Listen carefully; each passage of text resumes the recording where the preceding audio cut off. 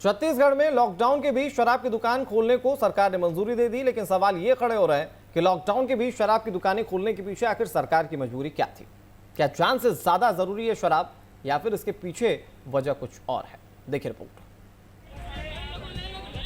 ये लंबी लंबी कतारें देखिए, क्या रायपुर, क्या राजनांदगांव और क्या कांकेर। सोमवार को पूरे छत्तीसगढ़ में अमूमन ऐसी ही तस्वीरें देखने को मिली। दरअसल 4 मई यानी सोमवार से छत्तीसगढ़ में शराब की बिक्री शुरू हो गई है। यही वजह है कि लोगों का हुजूम सड़कों पर दिख रहा है। छत्तीसगढ़ में अचानक से कोरोना के कई नए मामले सामने आए हैं और इस बीच शराब के लिए सोशल डिस्टेंसिंग की धज्जियां उड़ाती ये तस्वीरें भयावह है। लेकिन चिंता किसे है?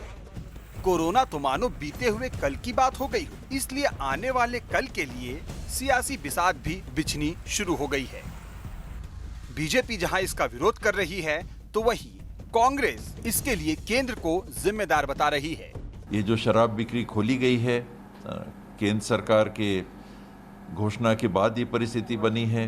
केंद्र सरकार लॉकडाउन अगर बढ़ा सकती है तो इस पे भी विचार कर सकती थी।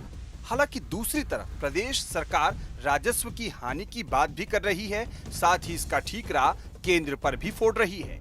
जो राशियों की बात आ रही है कि राज्य सरकारों को इसमें आमदनी की हानि हो रही थी, यदि वही बात थी तो केंद्र सरकार उपलब्ध कराने की स्थिति में नहीं। इतनी कमजोर हमारी देश की सरकार है कि ये छोटी छोटी राशियां उपलब्ध नहीं करा सकती।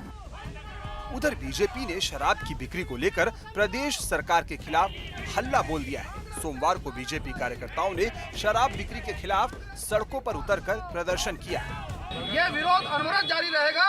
इस तरह जहां जहां पे शराब भट्टी में बिक्री का काम होगा, वहां पे भारतीय जनता पार्टी मात्र तख्ती के साथ जाकर जिन लोगों ने शराबबंदी के नाम पे वोट बटोरा है, ऐसे लोगों को बेनकाब करेगी। और ऐसा लगता है कि सरकार ने अपनी नैतिकता पूरी तरह से खो दी है।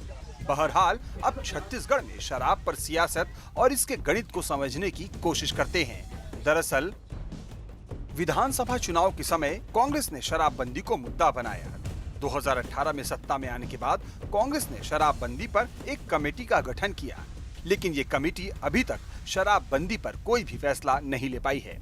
छत्तीसगढ़ में देशी शराब की 337 और विदेशी शराब की 313 दुकानें हैं।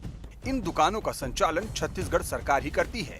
देश में प्रति व्यक्ति शराब की खपत के मामले में छत्तीसगढ़ पूरे देश में अव्वल है।